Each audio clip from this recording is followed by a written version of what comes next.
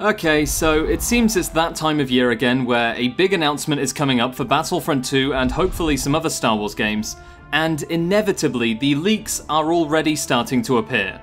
The most recent one that has seriously rumbled the community is of course the leak revealing some of the supposed, rumoured content coming in the second half of the solo season. Now, I'm just going to come out and say that I don't personally agree with leaks. I think it takes power away from the developers, and obviously they want things to be announced not only in as good a possible way, but also in the right way.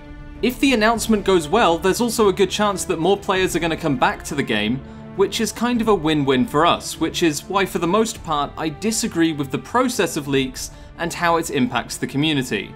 But if you do like leaks, then fair enough, I can't stop you. You guys can look at whatever content online you want to. But what I can say is that you should not, at any point in time, trust anything being leaked before an official announcement. The reason I'm saying this is because the recent Han Solo leak, which I won't be discussing in detail today, revealed a few pieces of content, and the general consensus seems to be that if this is the total of the second half of the season, then it's going to be disappointing. Now, what I've seen on Reddit, on the forums, and just in general throughout the community over the past 24 hours is a lot of people drawing pretty big conclusions before they even have all of the facts. So to cut through some of the speculation today, here's what we know. A player was supposedly invited to a playtest, at which they apparently got to test some content from the second half of the solo season. After which, if all of this is true, they apparently broke their NDA and revealed this to the community. Now, to be clear here guys, this is nothing more than a glorified rumour. Anyone can claim they've been to a playtest, and anyone can make assumptions or good guesses as to what the remainder of content in the solo season is going to be. This is very likely just a guess, a rumour, nothing more.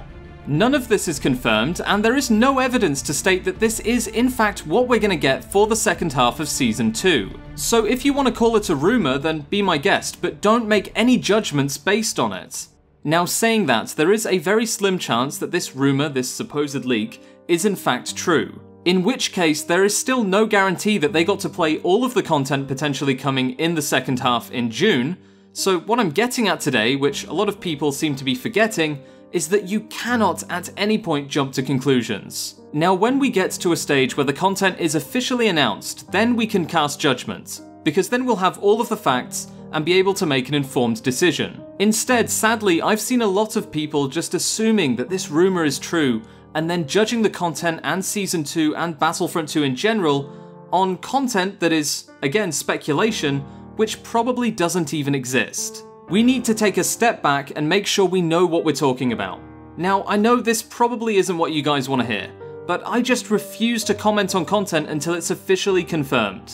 It really is as simple as that. I respect the developers enough to understand how difficult it must be for them right now to have to deal with the fallout of what's potentially nothing more than a rumour. This whole situation is just beyond ridiculous. The developers and the publishers have their chance to reveal new content, the remainder of Season 2, and potentially Season 3 at EAPlay in just a week from now. What I say is give them that chance, let them announce their content the way they'd prefer to, and more importantly, judge officially confirmed content rather than speculation. Anyway, that's it for today's video. This was just a short update regarding the leaks for Battlefront 2, and more importantly, why I think you just shouldn't bother paying attention to them. Fact of the matter is, EAPlay is just around the corner, and it's more important than ever now that we are critical and of course well informed. When the content is announced, whether it be at EAPlay or just before EAPlay, then and only then will I comment on what I think and where they can improve. Because if we're being honest, that is the only way we can be fair about this. Judging content that technically doesn't exist and hasn't been announced yet isn't really fair on the developers, especially when there's a very high chance that the content we're talking about isn't even what the developers have made for the second half of Season 2.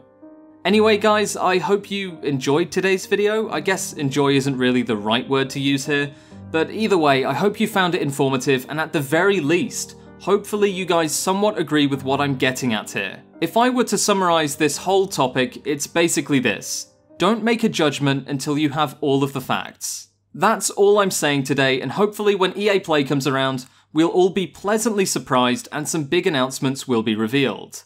Anyway, I'll see you guys next time, and may the Force be with you.